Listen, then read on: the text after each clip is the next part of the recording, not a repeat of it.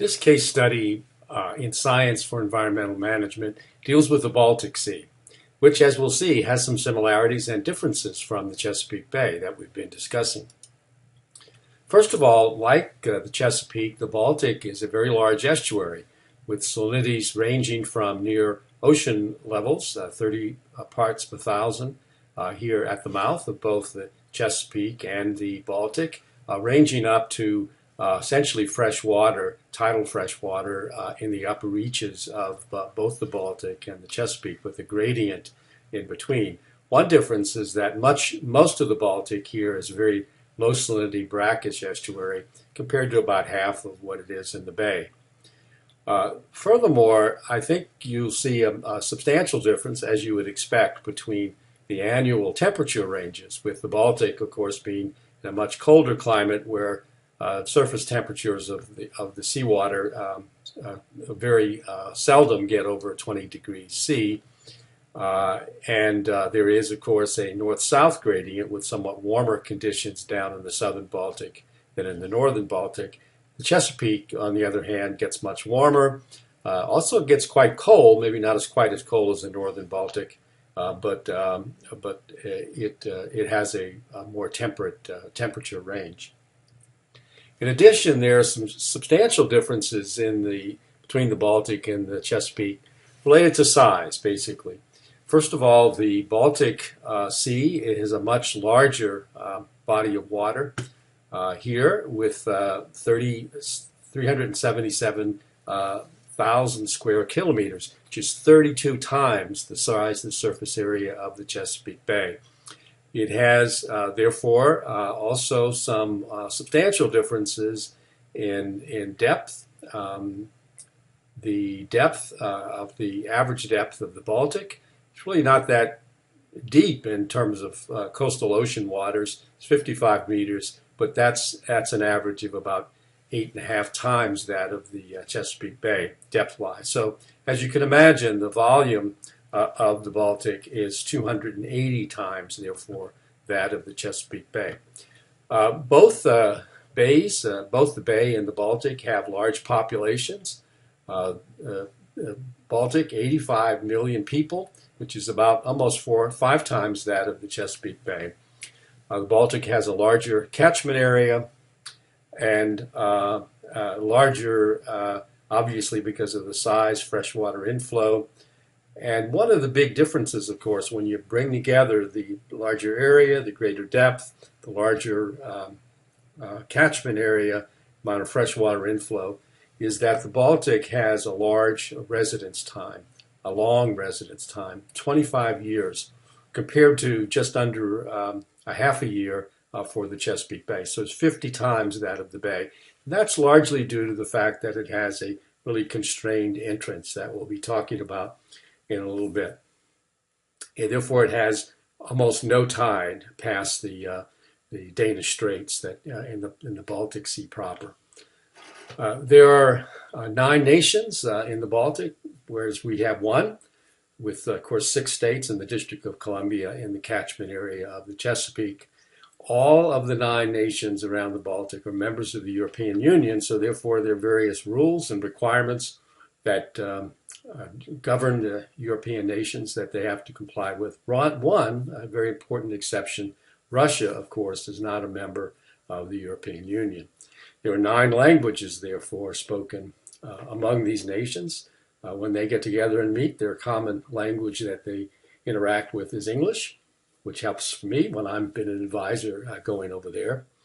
There are also, obviously, in addition to national differences, there are large East-West political differences, the political history, obviously, of the former Soviet Union and its satellite nations, Poland, Latvia, Lithuania, Estonia, to the east compared to the Western European nations on the right, and obviously differences in their economic position and where they are with respect to their economic and social development. There is, interestingly, a very long history of marine science, particularly in the Western Baltic nations and in Denmark, Sweden, and Germany, that give it a basis of understanding the long-term changes that have occurred there. So here are the 9 nations around the Baltic, from Sweden, Finland, Russia, both here and in a small enclave here, part of the Russian Republic here around Kaliningrad, um, and Estonia, Latvia, Lithuania, Poland, and Germany, and Denmark. The distribution of people, though, is heavily concentrated in the southern Baltic, particularly Poland.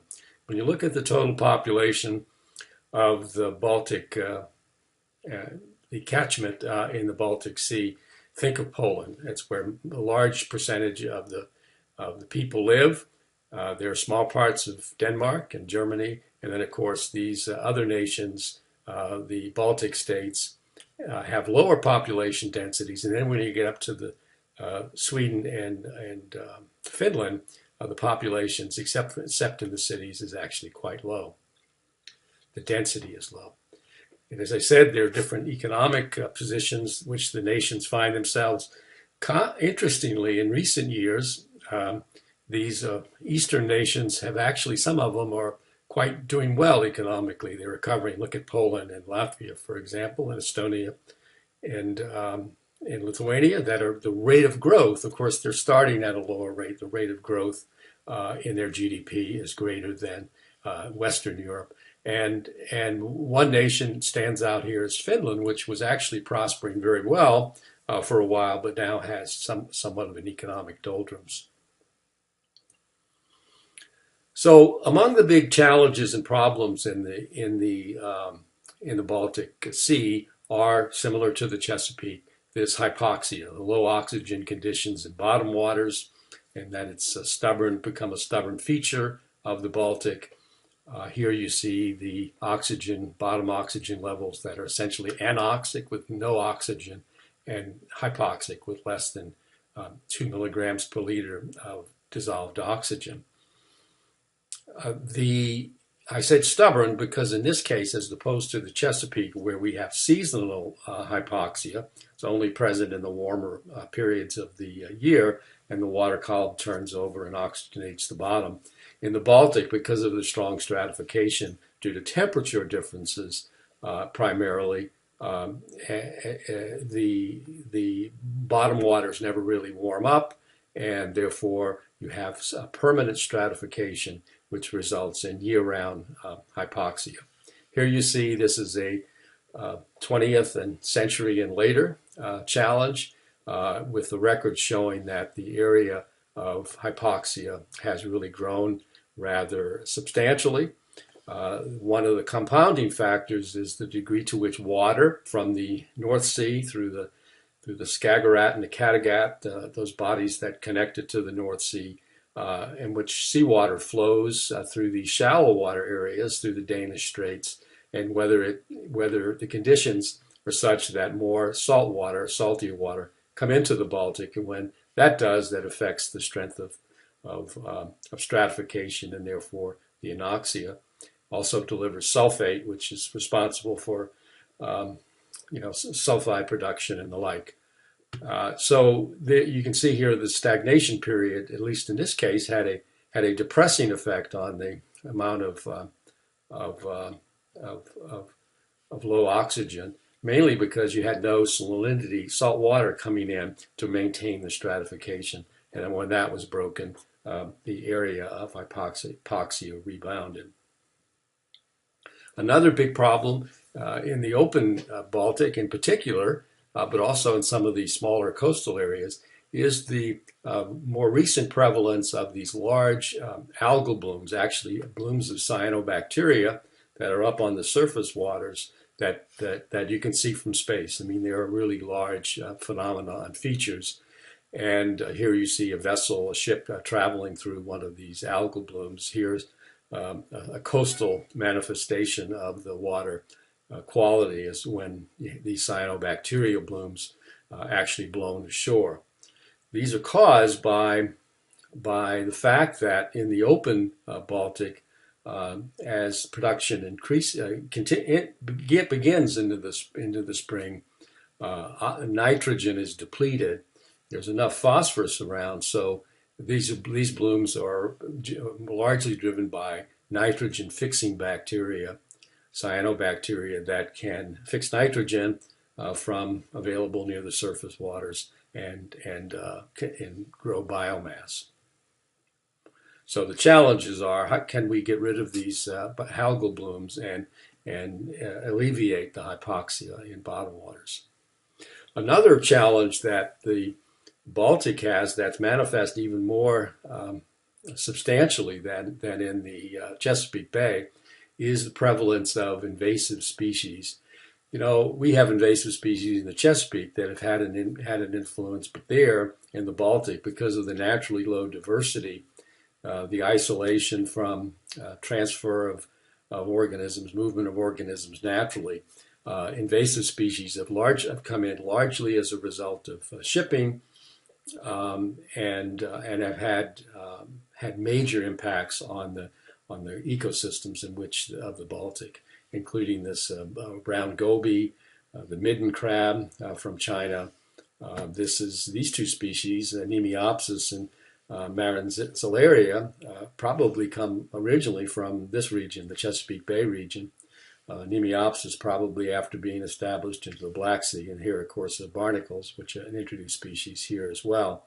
This Marancellaria is interesting because it's a burrowing polychaete, and its prevalence in some of these areas along the Finnish coast, for example, has resulted in aeration of bottom sediments and therefore an improvement of water quality. So their effects have been mixed. Nemiopsis has had a major effect on the planktonic food chains. So the Baltic Sea community has come together even before we did in the Chesapeake Bay with the Chesapeake Bay program to create an organization officially called the Baltic Marine Environmental Protection Commission, because it's in Helsinki, based in Helsinki, and was a result of a convention. It's called HELCOM for short, and it produces agreements among the nations and develops, in this case, an action plan that was developed in 2007, which they're still in the process of implementing. As we'll see, this action plan has essentially four major focal issues. One is this eutrophication issue, alleviation of the over-enrichment, which is responsible for the cyanobacterial blooms ultimately because of the phosphorus that it supplied, and also of hypoxia, as well as lots of coastal habitat degradation. Biodiversity, this problem of how do we maintain diversity in the face of these environmental degradation, but also related to invasions and the like. Hazardous substances, toxic substances, and what those do to the resources of the Baltic and the food chains, and maritime traffic. Maritime commerce is really big and active in the Baltic, both in terms of commerce within the Baltic, lots of movement of ships from east to west and north to south, but also from commerce throughout the world. And that's caused problems such as the introduction of alien species, as well as pollution and accidents that the action plan seeks to address. So if we compare the Chesapeake Bay Watershed Agreement to the action plan, you can see some similarities and differences. Large focus on eutrophication in the Chesapeake as well, focusing on not only water quality, but in the watersheds and lands that drain into the bay.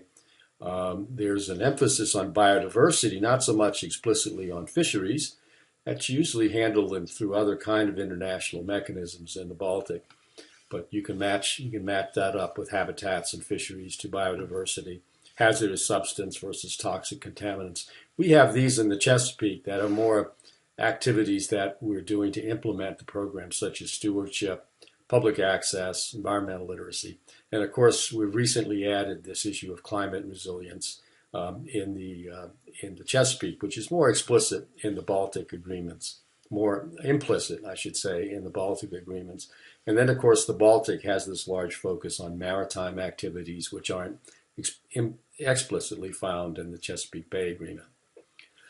So there is a reading which I've assigned that helps you understand the multiple factors and issues. But one of the things that they're doing under HELCOM is these holistic assessments, in which there's an assessment of the eutrophication focus, the biodiversity focus, the hazardous substance focus, as well as the maritime activities.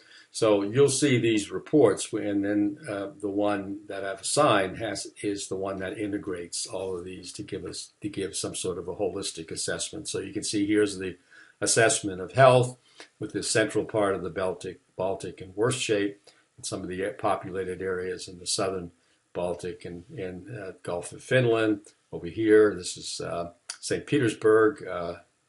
Russia here are not good shape, whereas the brackish, lowly populated regions of the Gulf of Bothnia, this is this big projection up here, in better condition.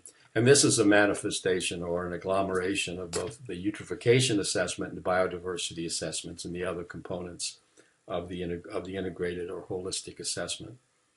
So what's happening since they've implemented this plan? First of all, just like the Chesapeake, it has resulted in a reduction of loads, of nutrient loads. Here's the assessment indication for where they think they are with respect to phosphorus. It peaked in 81 and it's down now to about half of way down to where it goes. But you can see if it's to meet this target level, it still has quite a ways to go as well.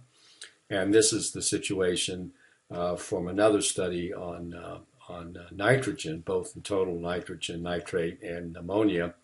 And you can see the trends in the Gulf of Bothnia, which is an area which is actually fairly, hasn't had heavy load. You can see the scale differences are pretty apparent here.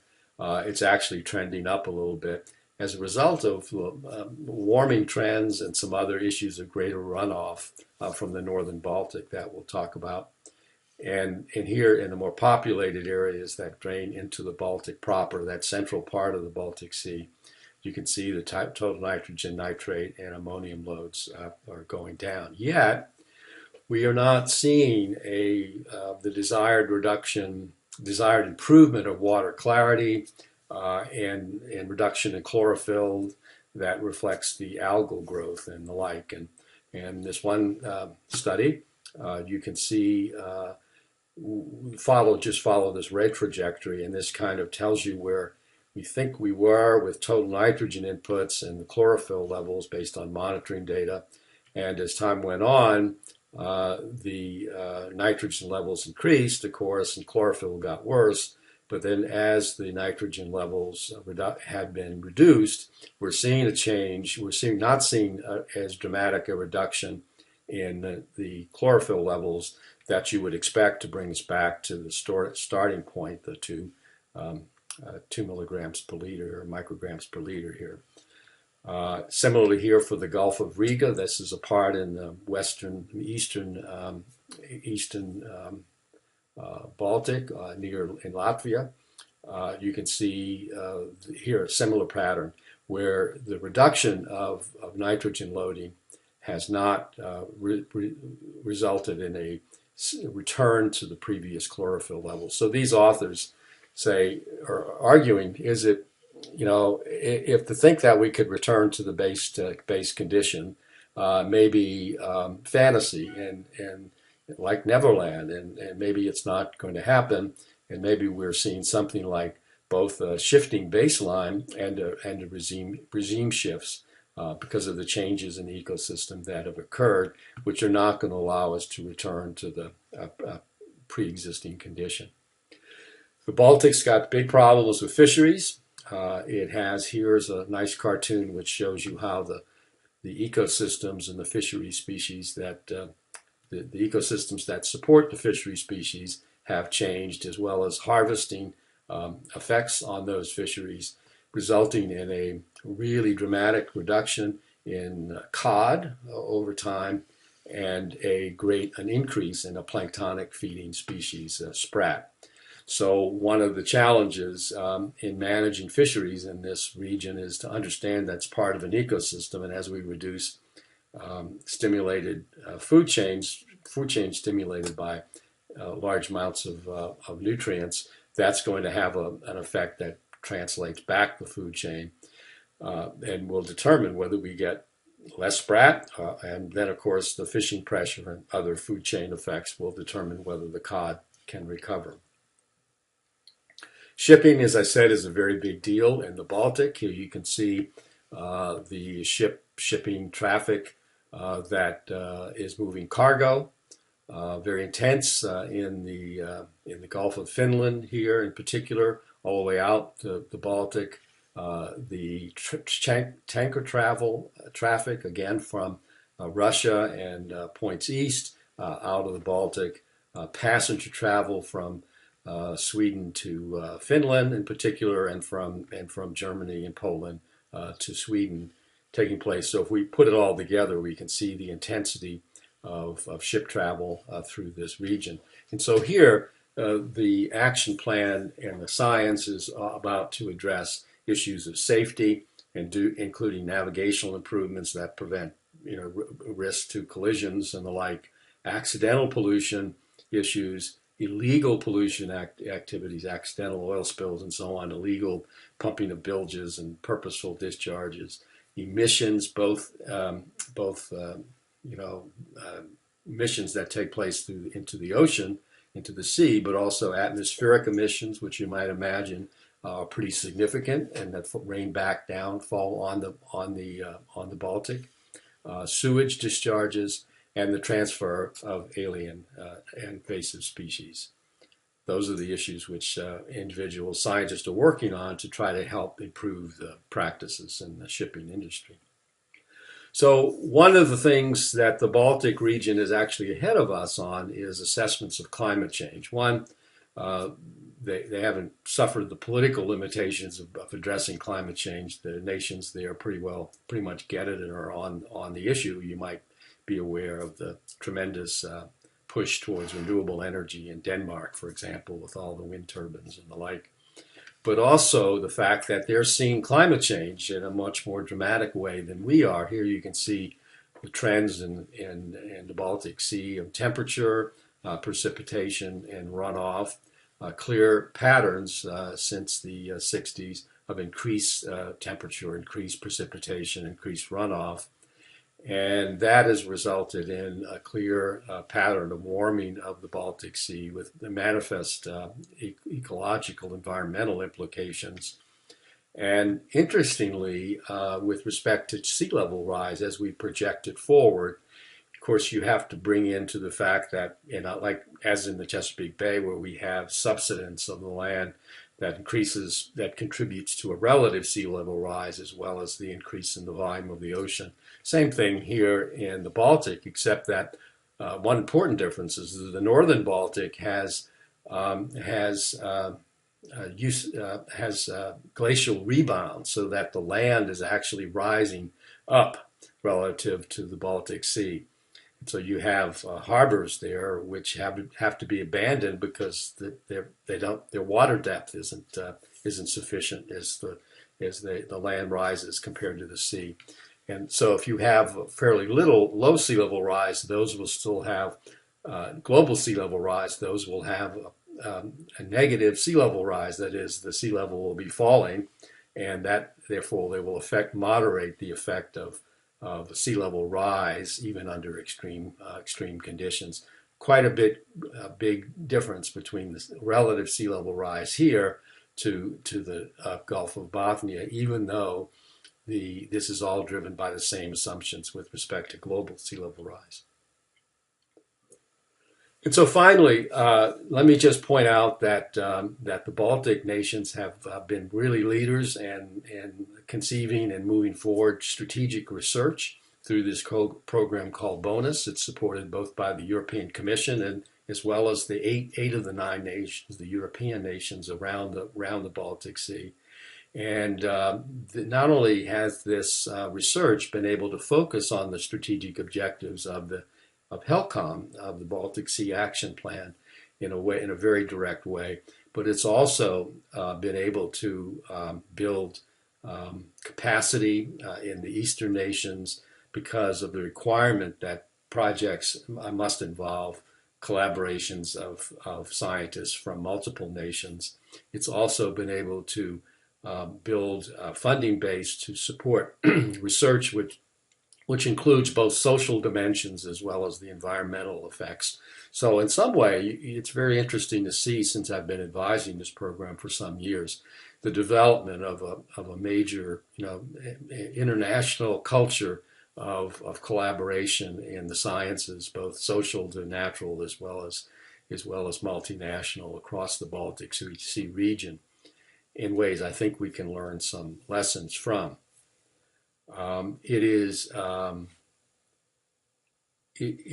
one of the things that we can think about. Remember when we talked about epistemic communities, that is, scientists from multiple nations who basically came to the same conclusion and worked together. So working together, they have a pretty large impact on the policy in the region, even though there may be political differences among the nations going forward. So it'll be interesting to follow this development. Thanks.